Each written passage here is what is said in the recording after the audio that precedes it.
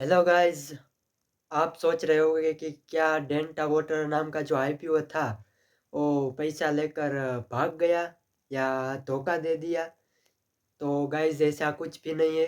अक्सर ऐसा होता है कि जो आईपीओ का जो लिस्टिंग होता है उसका अपडेट थोड़ी देर से होता है, इसलिए घबराने की बिल्कुल ज़रूरत नहीं है क्योंकि वो साइट का एरर हो सकता है।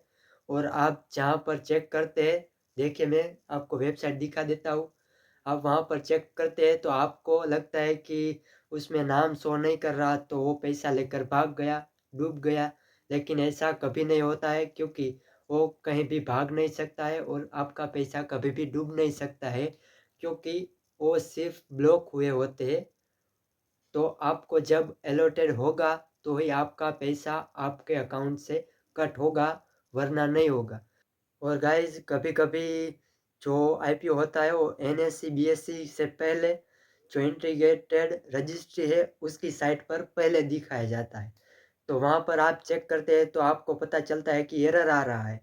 तो आपको घबराने की बिल्कुल ज़रूरत नहीं है। आज सुबह 8 बजे के आसपास कई लोगों ने सर्च किया होगा लेकिन एरर आ रहा होगा।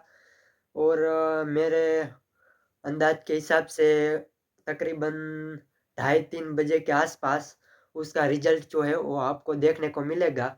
और आपको उसके बारे में कुछ पता नहीं है तो हमारे चैनल को सब्सक्राइब कर लीजिए ताकि जब भी रिज़ल्ट डिक्लेयर हो, मैं आपको वीडियो बनाकर भेज दूँ कि ये जो अप्लाई जिसने किया था मेन बोर्ड आईपीओ में, उसका रिज़ल्ट आ चुका है और उसका लिस्टिंग और उसका अलॉटेड उसका आपको पता चल सके। थैंक